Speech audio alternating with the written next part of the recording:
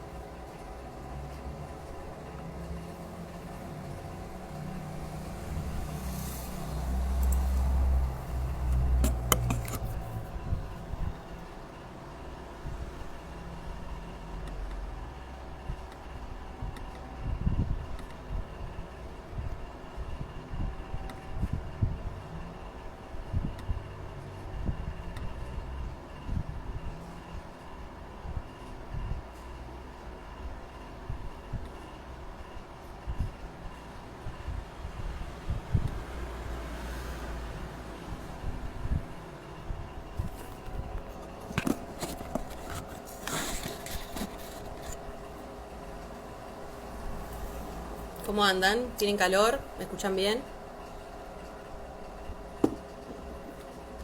El sonido del ventilador lo van a seguir escuchando porque evidentemente no se va a apagar el ventilador. Ya está charlado con producción esto, con el Chato y con Jope. Vamos a charlar con Carolina Walker, que veo que ya está conectada. En un ratito la vamos a enganchar. La idea es hablar un poco acerca de la justicia. ¿Qué tema, no? Tampoco es que lo vamos a solucionar en una tarde, en una charla por Instagram con Caro, pero muy amablemente vamos a empezar a tratar de buscarle alguna vuelta. La tengo a la señora Beba Córdoba conmigo, que trajo la remera de periódicas. La mía desapareció misteriosamente, no sabemos dónde está. Alguna periódica se la ha quedado.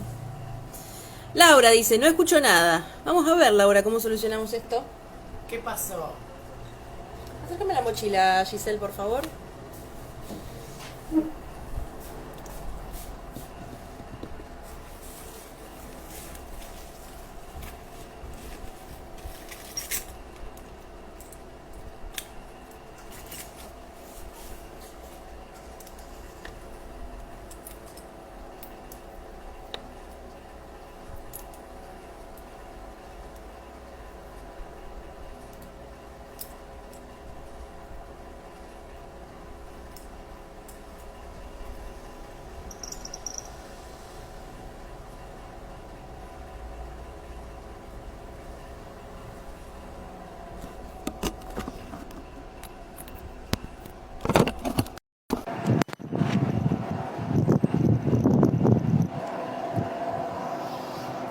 A ver, ahí si me escuchan mejor.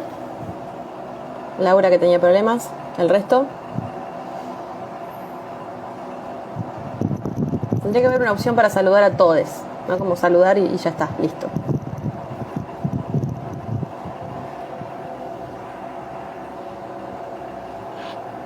¿Querés chequear? ¿Vos si se escucha? A ver. Producción.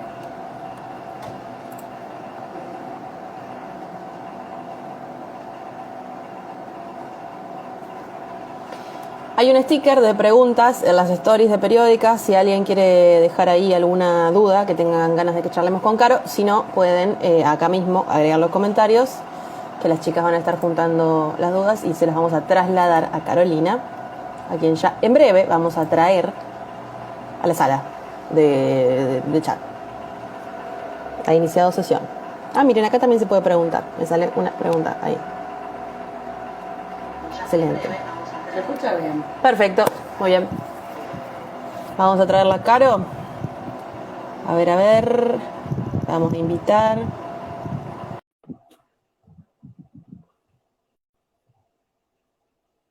Ay, te podés poner filtros. ¿Cómo no me olvidé de esta? Me hubiera puesto un filtro que me saque la cara de precarizada.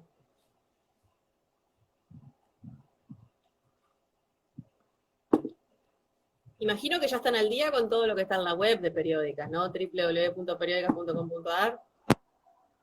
Con el primer mate de la mañana. Hola, Caro. Hola, ¿cómo andan? Ay, ¿Cómo qué estás? fea que ¿Todo estoy con los bien? lentes. Bien, bien. Perfecto, muy bien, muy bien. ¿Me escuchás bien Cuatrochi. vos, no? Yo perfecto, sí, ya te estaba escuchando.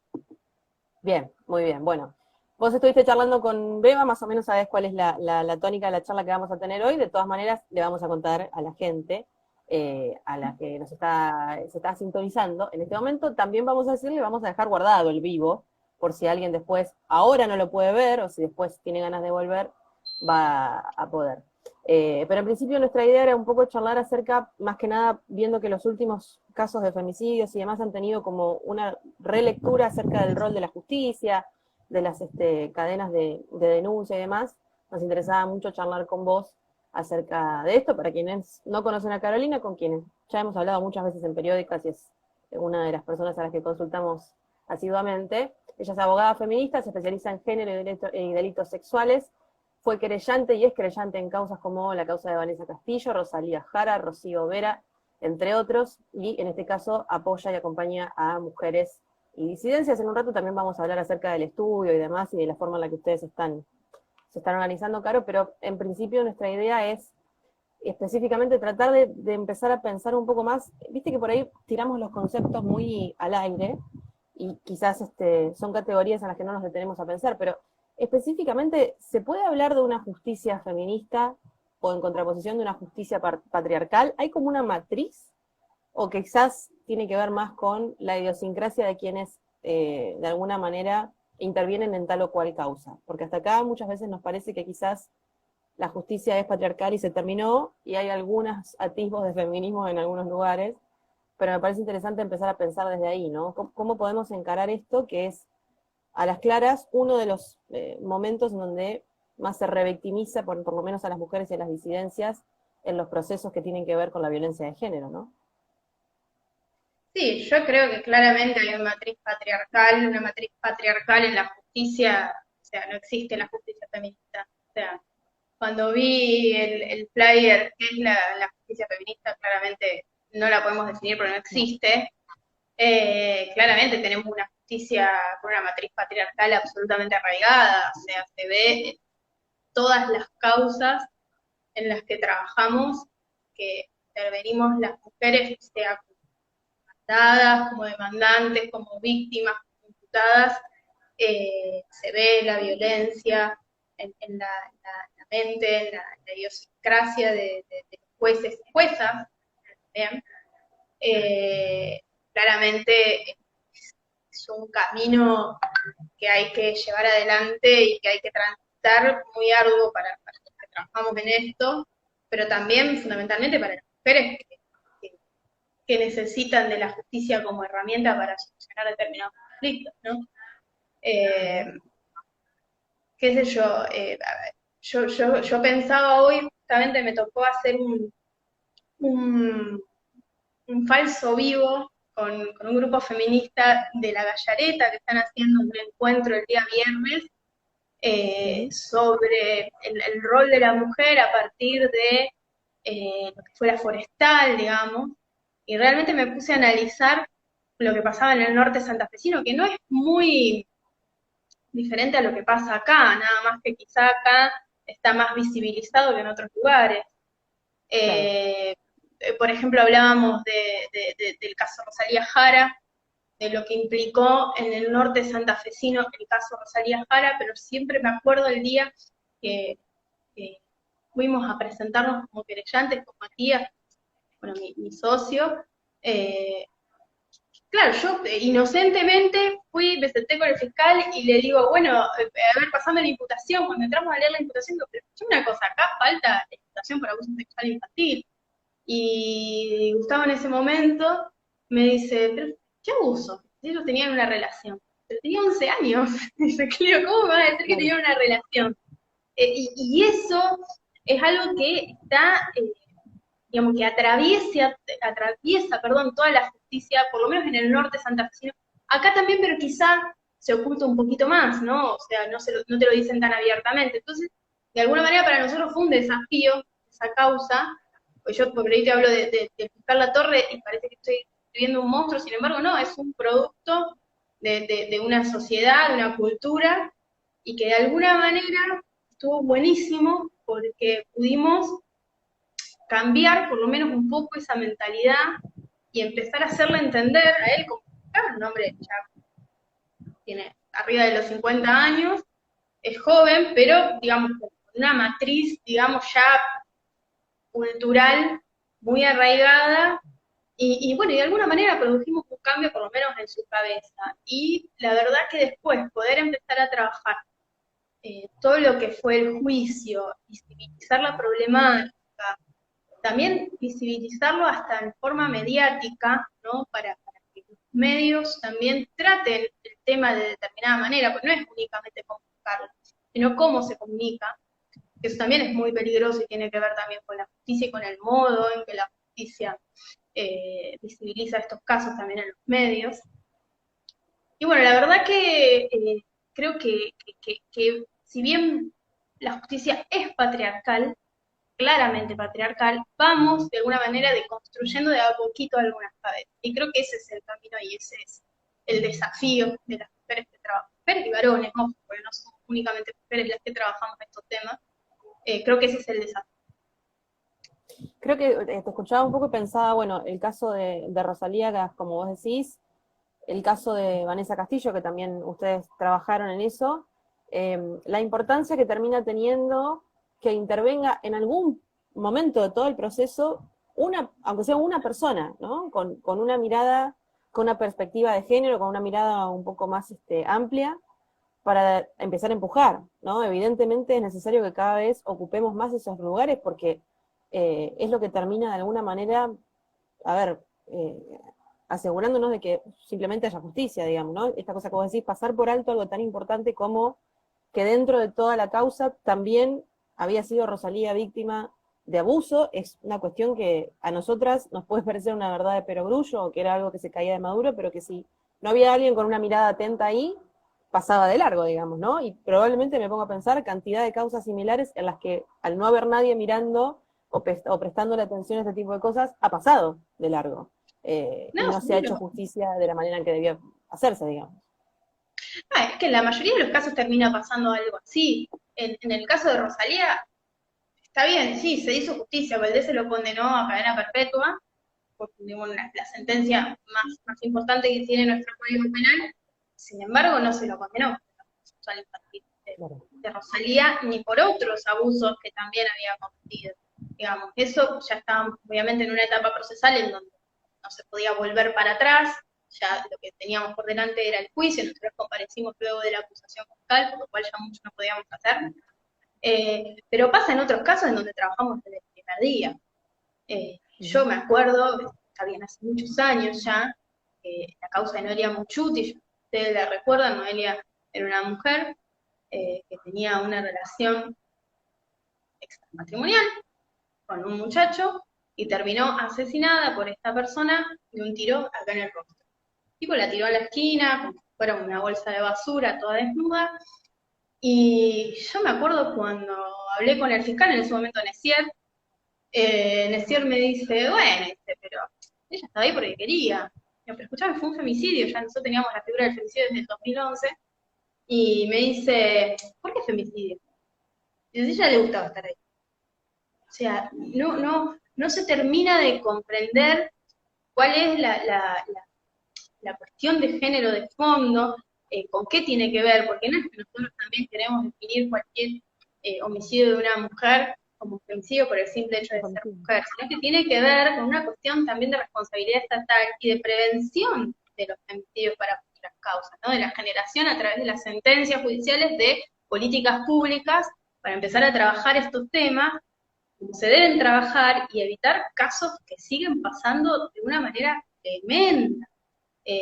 O sea, bueno, todos los días miramos desde el caso Úrsula, que quizás fue en el último tiempo un caso que nos impactó a todos, pero eso pasa todos los días acá. Nosotros en este estudio tenemos mujeres que son anónimas en cuanto a sus identidades, y nosotros así también lo queremos manejar por una cuestión de seguridad de ellas, pero tienen 20 denuncias, tienen medidas de distancia, botón de pánico y todo lo que vos quieras, y golpean puertas todo el tiempo y esto sigue ocurriendo y no terminan muertas porque sus familias las protegen, porque sus amigas las protegen, porque nosotros trabajamos para que eso no ocurra, pero la fiscalía, la justicia, el primer nivel de intervención de la municipalidad, de la provincia, no funcionan, o funcionan deficientemente por falta de recursos, no por falta de voluntad de las personas que trabajan ahí.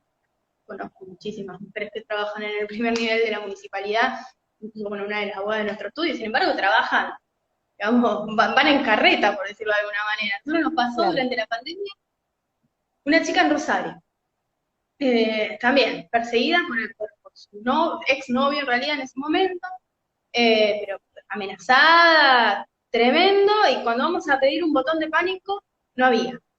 Entro a hablar por todos lados, yo llamo a la municipalidad y me dicen, tenemos 8 botones de pánico. En la ciudad de Rosario, 8 botones de pánico. O sea, ¿cómo se puede trabajar? Digamos, por más voluntades que haya, faltan recursos del Estado, faltan políticas públicas preventivas, y lamentablemente hasta que esto no sea una cuestión de Estado, yo soy una de las que opina que se tiene que declarar por ley la emergencia en violencia de género a nivel nacional, porque recién hablábamos del norte santafesino, o sea, acá en San Carlos, hace 2 días tuvimos una chica que hoy está con un pulmón perforado en el Puye. Digo, no ocurre nada más que en Fortinol. Entonces, evidentemente, hay una problemática que hay que abordar no solo de la justicia, porque también esta es otra realidad. ¿Cómo hablas de la justicia patriarcal? Sí, supongamos la justicia patriarcal, pero la justicia siempre aparece cuando el conflicto ya está desatado, más la justicia penal. O sea, yo como querellante que hago nada, yo como querellante llevo a juicio a una persona que ya cometió el hecho. Entonces, creo que la pregunta es otra, es cómo hacemos o cómo hace el Estado para prevenir ese hecho. Digamos, que vamos a salir a la calle cada vez que matan a una mujer, y sí, vamos a seguir saliendo a la calle cada vez que matan a una mujer, pero ¿cómo evitamos que maten? Creo que ahí está la principal cuestión, que es la que no se aborda o no se aborda con.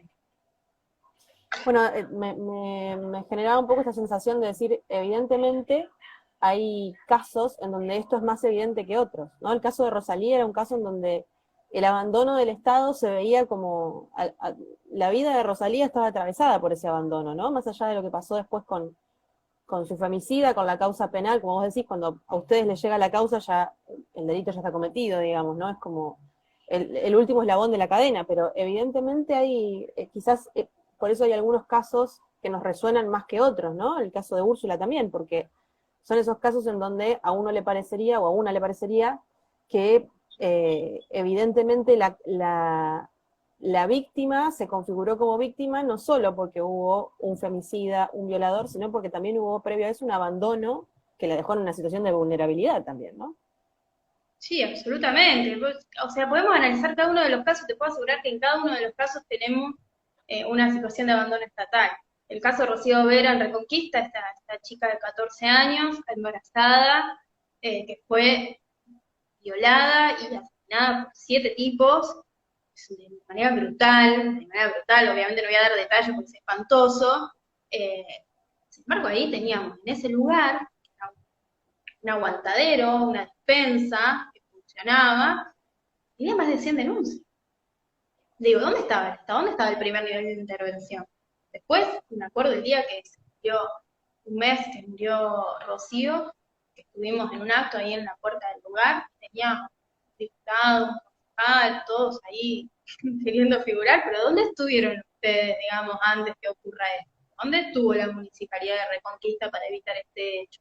¿Dónde estuvo el MPA que tenía todas las denuncias de lo que ocurría en ese lugar? Y después terminan ocurriendo esas cosas y decimos, no, bueno, pero esta chica tenía 14 años, estaba embarazada, andaba con cualquiera y siempre terminamos hablando de la vida. ¿Viste? O cómo puede ser que se haya quedado con el golpeador que la fajó como 20 veces, y la mina seguía ahí, y bueno, si la mató que se joda por quedarse ahí. Y no, claramente esto no es así. ¿Qué pasa? Las mujeres buscamos ayuda, golpeamos puertas. Yo otro día tuve una situación personal que estaba en la Comisaría de la Mujer, que realmente yo siendo abogada también es jodido ir a golpear puertas. Estaba sentada ahí y entra una chica que luego la atendimos acá en el estudio, absolutamente perdida, que también venía amenazada, golpeada por su expareja, iba puerta por puerta buscando un botón de pánico que le entreguen, porque el tipo, a pesar de que tenía la medida de restricción, la denuncia penal, los dedos pintados, etcétera, la seguía atosigando. Entonces, digamos, hay un montón de mecanismos de que no fallan. Y claramente la prevención es el principio. Ese yo creo que es el mecanismo que nos falta afinar y que hasta que el Estado no ponga toda la energía en eso, podemos crear el Ministerio de la Mujer y todo lo que se le ocurra, pero nos falta años luz. Para los que se están recién sumando, estamos charlando con Carolina Walker, la abogada que ha estado siempre involucrada en alguna de las causas, por lo menos más conocidas, que hemos tenido aquí en la provincia de Santa Fe, que trabaja específicamente con mujeres y con disidencias y demás. La idea es un poco empezar a reflexionar acerca de algunos de los debates que se han reabierto en estas semanas en torno a los últimos femicidios que se han dado. Te escuchaba un poco, Caro, y pensaba esta situación que se da muchas veces fogueada por los medios de comunicación, el 90% de las veces, que es esta lógica de buenas y malas víctimas, ¿no? Como esta idea de por qué hay ciertos femicidios que quizás nos interpelan o nos pegan más que otros, o por qué hay ciertos relatos, de alguna manera, que nos interpelan más que otros. A ustedes como querellantes en muchas de estas causas, ¿les termina como generando conflictos esto de pensar a las víctimas como buenas o malas víctimas, ¿no? Porque es algo que los excede, de cierta manera, pero que termina, me parece, después en el inconsciente colectivo como permeando, bueno, esta chica no se merecía que la asesinen, lo cual implica que hay otras que sí se lo merecen, ¿no? Como siempre hay casos que me parece que queda como flotando esa idea, hasta el propio caso de Micaela García, ¿no? Como tipo, o el mismo caso de Úrsula, como que, no, pero si ellas militaban por el Ni Una Menos, no, pero si habían hecho las denuncias, hay ahí como un ida y vuelta, como una idea general de que hay mejores y peores víctimas, que es complejo también desarmar eso, me imagino, para ustedes.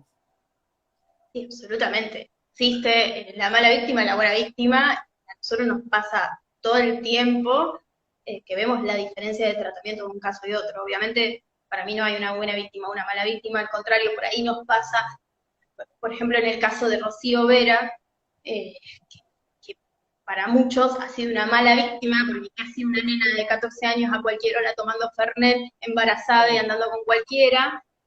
Sin embargo, a nosotros nos espera todavía aún más trabajar en este caso ahí con más esfuerzos que en otros. Pero, por ejemplo, ahora nos ha pasado, y te pongo este paralelismo entre las dos causas, Florencia Gómez y Rocío Vera. Fíjate que en Rocío Vera tenemos hoy 6 personas detenidas, porque uno fue dejado en libertad, y Florencia Gómez no tenemos ningún detenido. Sin embargo, el tratamiento del caso de Florencia Gómez fue muchísimo más efectivo que el de Rocío Vera. O sea, el de Rocío Vera, si hubiese sido por la movilización de las compañeras en Reconquista, quedaba en la nada. Sin embargo, no existe por parte de la Fiscalía un tratamiento efectivo de lo que está ocurriendo. Nosotros al día de hoy ya pasaron, ¿cuánto? En el mes de julio fue, o sea, 5, 8 meses del femicidio de Rocío y no está el resultado de ADN. La excusa del fiscal es que no hay reactivos en la provincia de Santa Fe. Sin embargo, en el caso de Florencia Gómez, a los 2 meses ya teníamos los resultados. Entonces, evidentemente, no hay faltante de insumos. Para algunas víctimas faltan insumos, para otras no. No estoy diciendo que una muerta sea más importante que otra, sin embargo, el tratamiento es diferente porque hay presiones políticas, hay presiones también mediáticas, y los fiscales trabajan así, y muchas víctimas no le importan a nadie, total los familiares son pobres, no van a reclamar demasiado. O sea, es así, lamentablemente es así, y pasa todo el tiempo. Uno de los casos en donde la víctima era mala, para la fiscalía fue claramente el caso de Chut. O sea, Noelia se la cuestionó porque tenía una relación matrimonial, y bueno, se dejó que la maten, ¿qué hacía en la casa? Digamos, ese fue el razonamiento de la fiscalía, incluso abiertamente manifestado por el están en este momento. Hoy por hoy, estamos hablando del 2013, hoy por hoy, esto fue cambiando un poco, porque primero no te lo dije, pero sí actúan de una manera Se más cuidan un poco más, digamos. liviana, claro, que en otros casos. Es así. Ujú.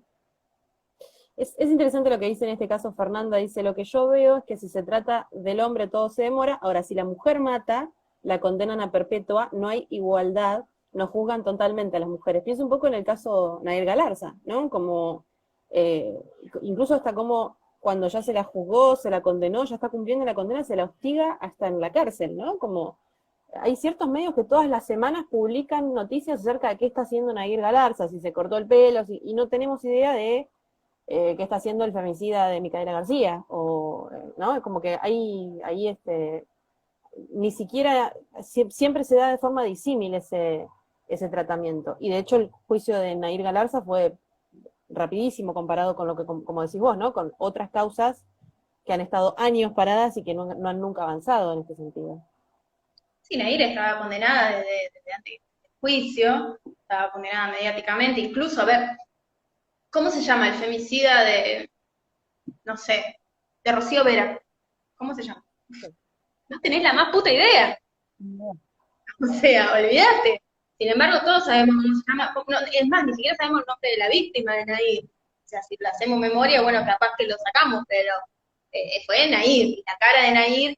Y en otros casos vos ves que se cuida la identidad del femicida o del agresor, pero a la víctima se la pone en primera plana. A ver, hoy, nosotros estamos con el caso de San Jorge trabajando, no entras a googlear, diario El Litoral, todo respeto hacia el litoral, si hay alguien del litoral viéndome un desastre lo que hicieron, pusieron la cara de la víctima con el abogado así, sacándose una foto, ¿de qué estamos hablando? Estamos todos locos, o sea, es una chica vulnerada, víctima de una atrocidad total, con costillas quebradas, un desastre.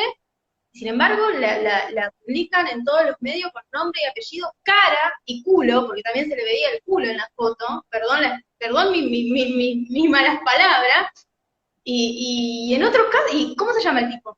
El que está preso. MG. Así figura en todos los términos. Sin embargo, a la víctima le mostramos todos, los boletones, y el abogado así.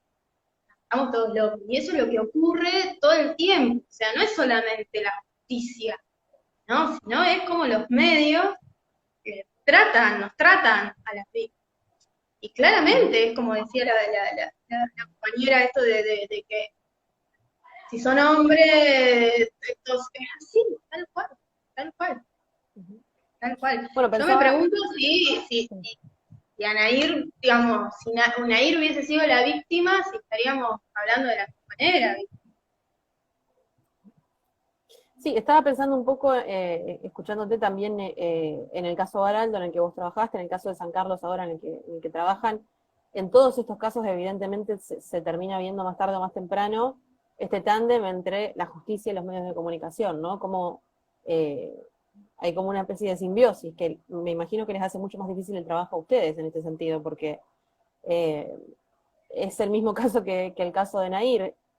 Previo a que la justicia se expidiera o incluso que empezara a investigar, ya se había generado un sentido común, una construcción de sentido en torno a qué era lo que había pasado, ¿no? Y es muy difícil después mover a la gente de ese lugar, de lo que quizás esas primeras percepciones les generaron en este sentido.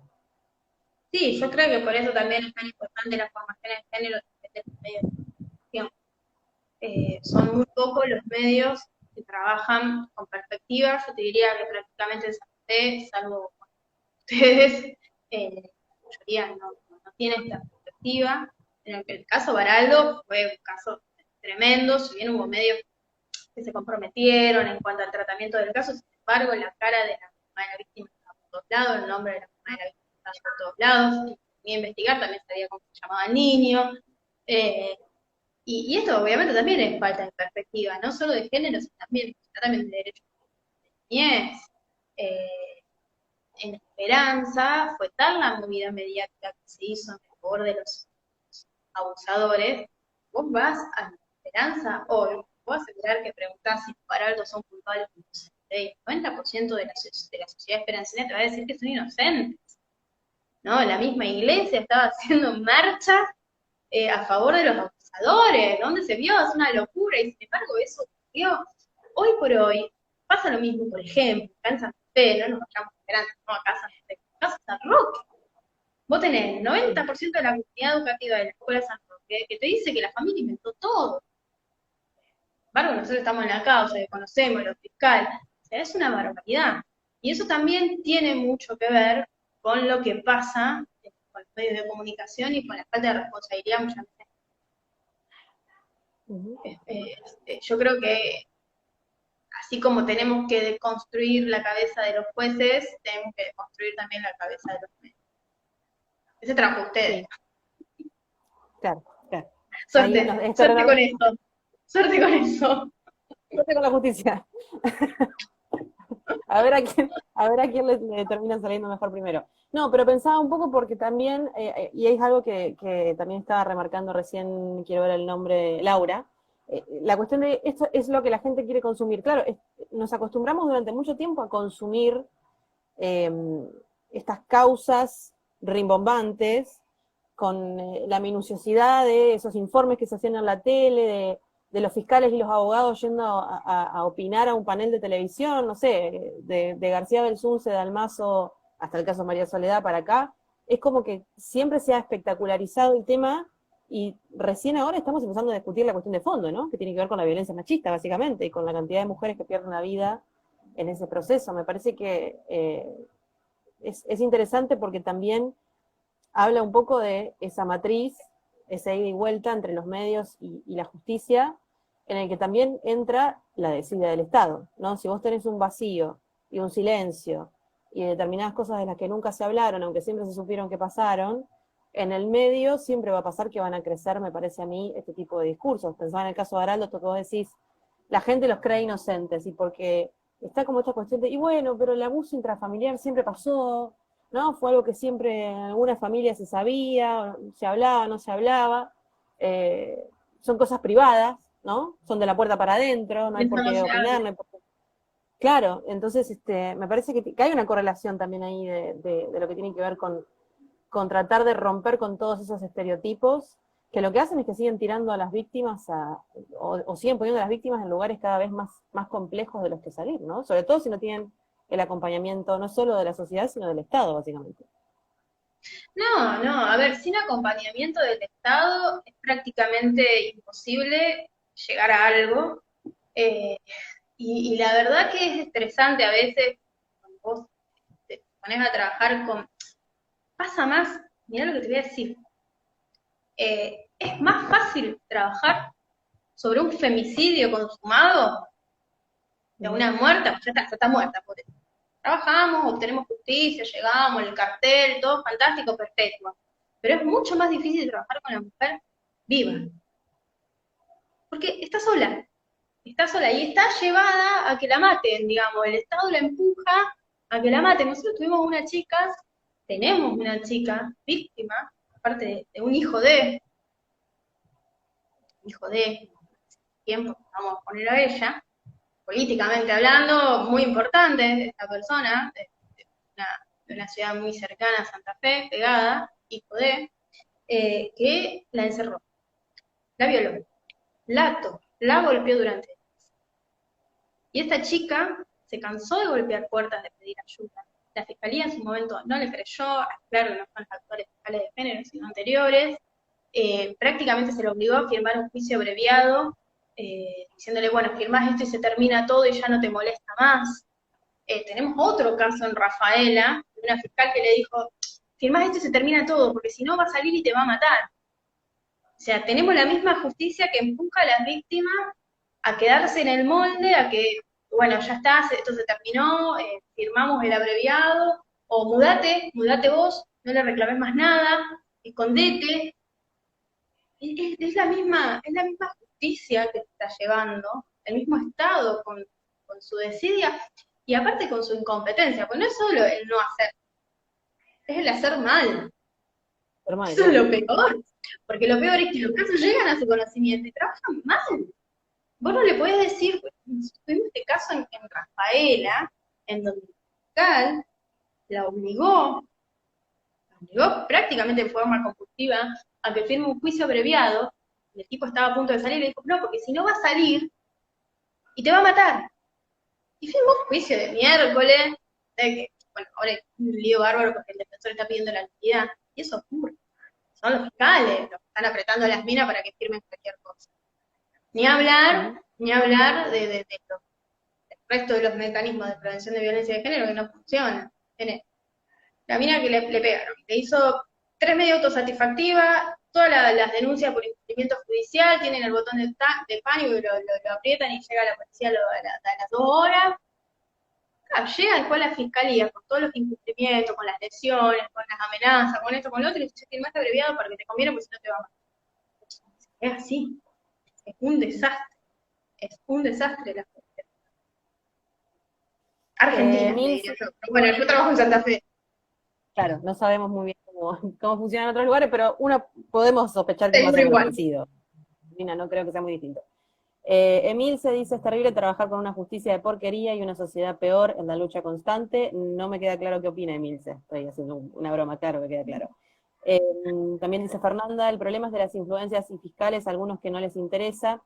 Y también dice, las mujeres le cierran puertas, y lo digo porque acompaño casos. Y esta iba a ser mi próxima pregunta, específicamente porque me imagino que hay una doble tarea para ustedes y que quizás hace que su labor sea bastante más complicada. Por un lado, está todo el tiempo luchando con estas trabas que vos contabas y con lo complejo que es tratar de trabajar dentro de un sistema patriarcal, pero por otro lado, me imagino que ustedes tienen una tarea de contención para con las víctimas y las familias de las víctimas y demás, que es una doble tarea, ¿no? Me imagino que puede llegar a ser hasta muy desgastante, y lo importante que es formarse.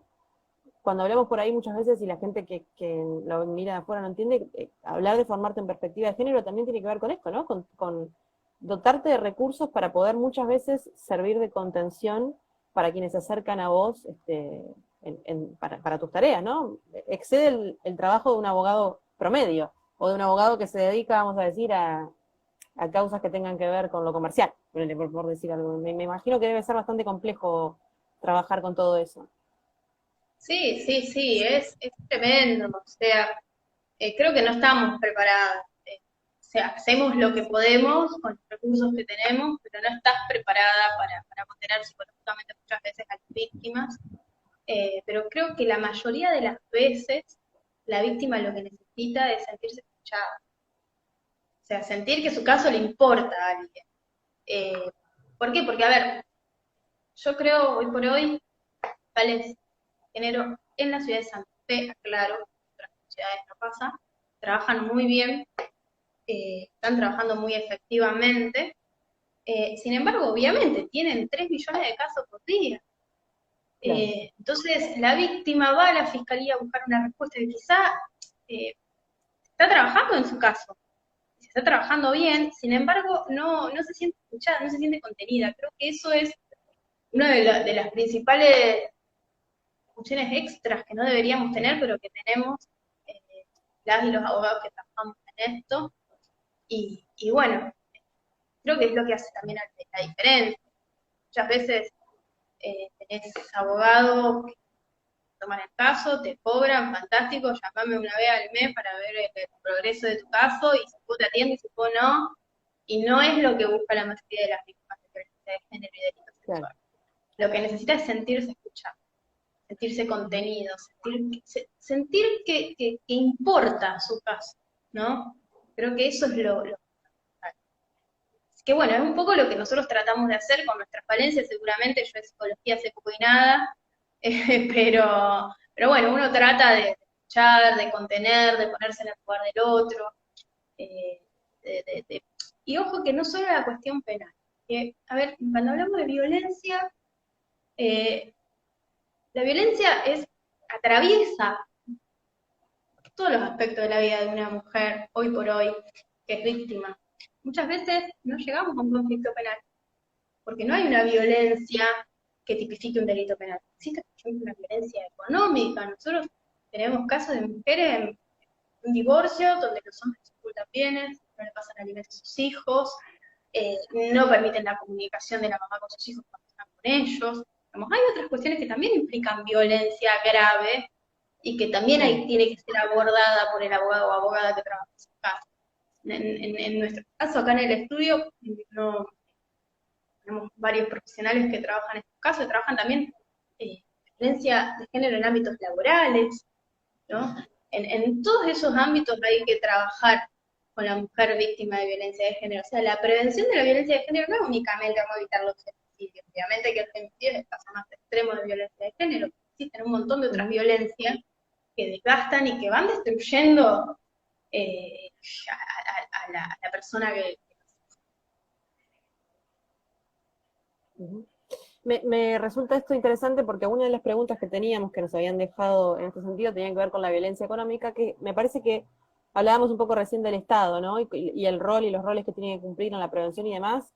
Lo importante también es que se empiece a legislar sobre determinadas cuestiones, que es sobre lo que después ustedes trabajan, ¿no? Hace poco hicimos una nota en la web, que la pueden encontrar si buscan en www.periodicas.com.ar, sobre la violencia en parejas no heterosexuales, ¿no? En parejas de lesbianas o de hombres gays, lo difícil que es muchas veces también, de alguna manera, los recursos que sirven en las parejas heterosexuales, en las parejas homosexuales, muchas veces son obsoletos.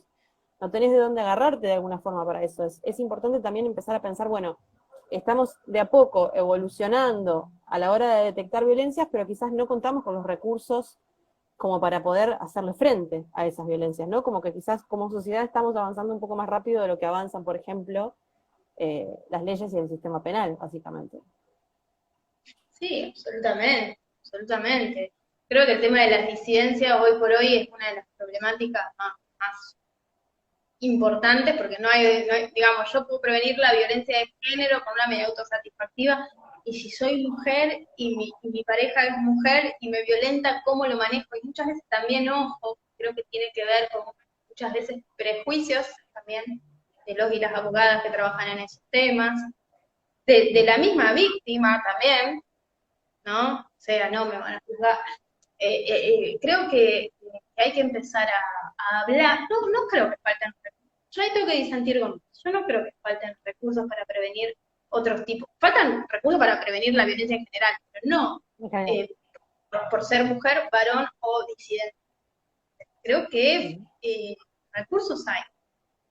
Lo que falla muchas veces es el profesional y el juez destinatario ante quien vamos a presentar estas medidas, ¿no? Pero creo que las herramientas están, hay que saber utilizarlas. Yo siempre trato de remarcarle a mujeres y a las disidencias víctimas de violencia, existen mecanismos que básicamente son las medidas autosatisfactivas, que hay que hinchar las pelotas mal para que nos otorguen, y hay que ponerse estrictos con las denuncias, con los botones de pánico, pero que existen y que hay que usarlas. Hay que usarlas. O sea, muchas veces digo, bueno, no voy a hacer quilombo porque después es peor, porque después se enoja peor y que después el nene esto, no, loca, usa la medida porque para eso está, y creo que cuanto más se utilicen, más se van a reflejar los mecanismos para la prevención. Porque también engrosa la estadística, y el engrosamiento de la estadística también sirve para conocer el problema y después prevenir. En este sentido, para los que recién se están sumando, las que recién se están sumando, de todas maneras este vivo va a quedar guardado. Quizás estuviste haciendo zapping entre los vivos, viste que por ahí estás mirando historias de Instagram y te sale un vivo y no sabes qué es.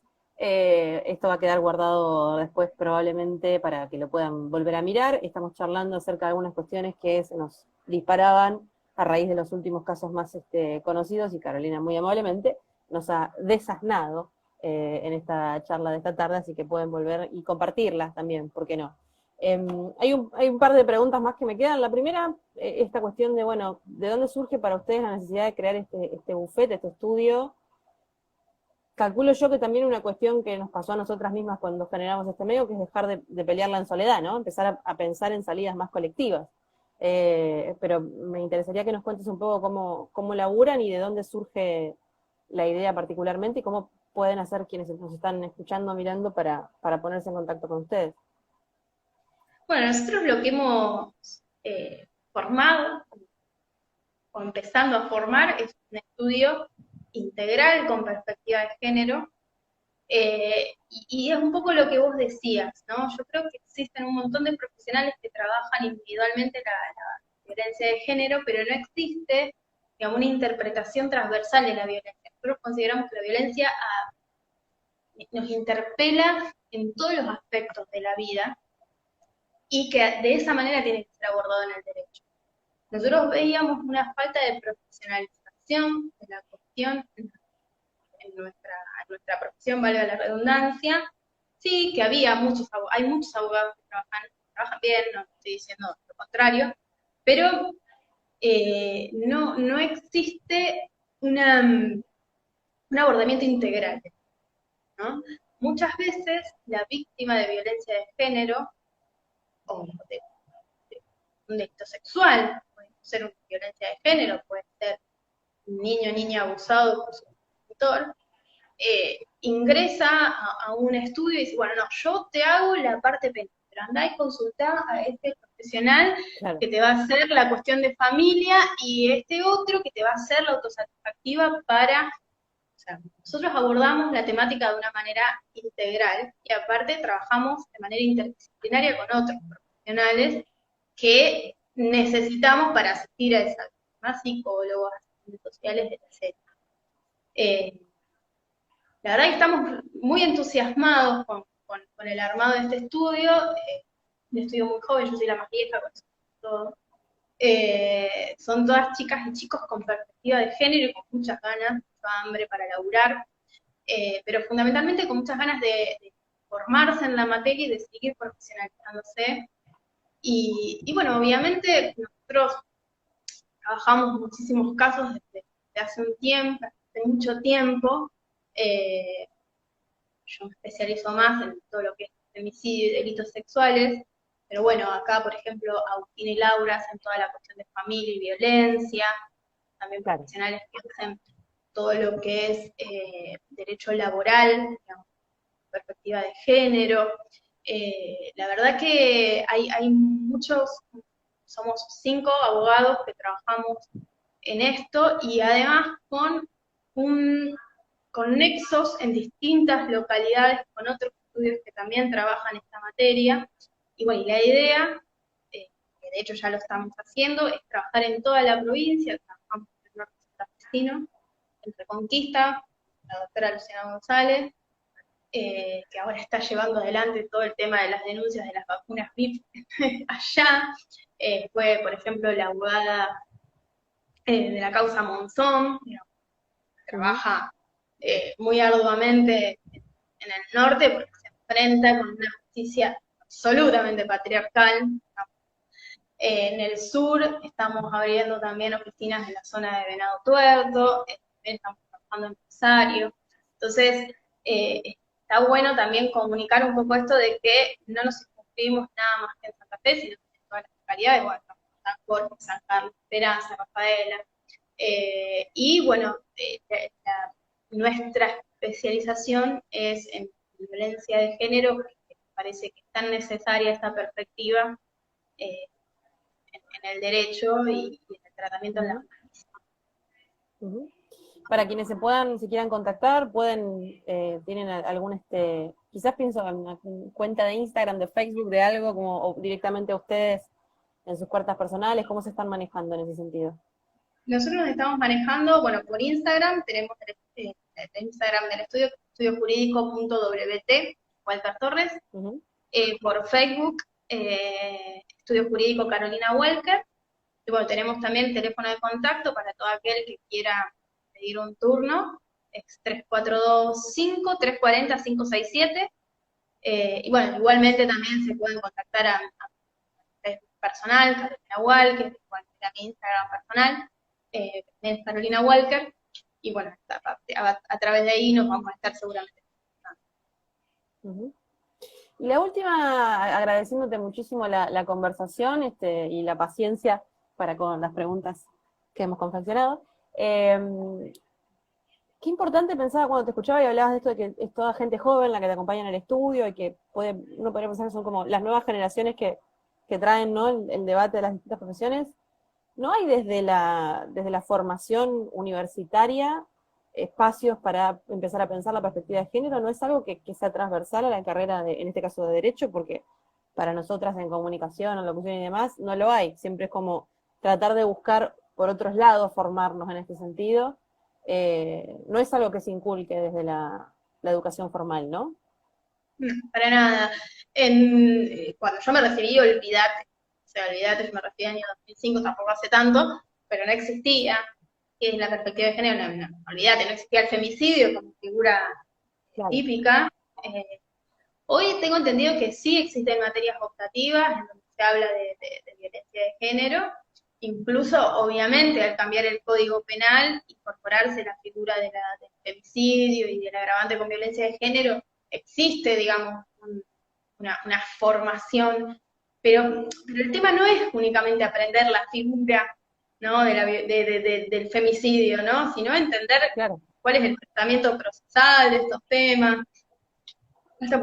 Falta muchísimo desde la facultad hasta el ejercicio profesional. Yo esto lo voy a decir, lo voy a sostener. Estoy viendo el caso este de San Carlos, en donde un colega va al hospital donde está internada la víctima, que fue prácticamente golpeada brutalmente por su pareja, y se saca una foto y la publican en el litoral, en todos los medios, no solamente en el litoral, de una manera tremenda, exponiendo a la víctima, violentándola aún más, y esto lo hizo un profesional del derecho, ¿no? Y no estoy hablando de Matusalén, estoy Claro. hablando de un tipo joven. Y sin embargo, esto sigue ocurriendo. Creo que eso es parte del problema, que es nuestra formación. Esperemos que vaya a revivir. En el colegio hay un Instituto de Derecho de la Mujer que está funcionando, está trabajando mucho y muy bien. Esperamos que empiece a replicar en el resto de los colegas. Yo creo que de acá, yo tengo una teoría, creo que de acá a 10 años todas las chicas que salgan de la facultad van a salir absolutamente, chicas y chicos, perdón, van a salir absolutamente formados en género. Mientras tanto, tenemos que seguir paliando esta situación y bueno, tenemos que hacer un esfuerzo también los profesionales en formarnos un poquito más, de estudiar un poquito más, de escuchar un poquito más y bueno, y de trabajar de manera interdisciplinaria también, que es la parte más. Carolina, muchísimas gracias por charlar con nosotras y porque para quienes nos están mirando, Caro es siempre una de las personas a las que consultamos y siempre muy amablemente nos da una mano en las cuestiones que nos exceden a nosotras. Seguramente vamos a volver a charlar en otro momento, así que te agradecemos muchísimo por haber formado parte de la charla de esta tarde. Bueno, no, por favor, gracias a ustedes, un beso a Beba que andaba por ahí atrás. Está acá, Beba, está acá conmigo. Está chequeando desde su teléfono que todo salga bien. Chao, baby, te quiero. Chao, Besos, Caro. chicas, gracias. Para quienes nos están mirando y capaz nos están descubriendo ahora, Periódicas, este sábado cumple 2 años como el medio autogestivo producido íntegramente por mujeres lesbianas, travestis y trans de la ciudad de Santa Fe. Me encantaría que como regalo de cumpleaños vayan a www.periodicas.com.ar, lean todo lo que hay ahí, de pe a pa, tienen por lo menos para 4 o 5 días de leer, escuchar, mirar y compartir sobre todo, y si se suscriben ya ahí pasan a ser directamente lectores y lectoras favorites de nuestro medio, para poder seguir sosteniendo todo esto que nosotras hacemos y que ustedes consumen tan asiduamente. Hasta entonces, ha sido un privilegio. Mi nombre es Belén de Rossi y nos volvemos a encontrar la próxima vez que tomemos matecito con alguien. Hoy ha sido Carolina, que muy amablemente nos ha acompañado. Y nos veremos próximamente, quien les dice, en alguna plaza. Seguramente el 7, el 8, en algún lugar nos vamos a cruzar. Acérquese siempre a su periódica amiga para formar parte de la cobertura que usualmente generamos en todos estos eventos. Gracias a todos y todas los que se prendieron. Gracias a la señora Beba Córdoba, alias Giselle, que estuvo aquí presente y que produjo toda la nota, y al resto de las periódicas que estuvieron vía grupo de WhatsApp generando preguntas y cuestiones todo el tiempo. A ustedes, muchas gracias. Nos encontramos la próxima.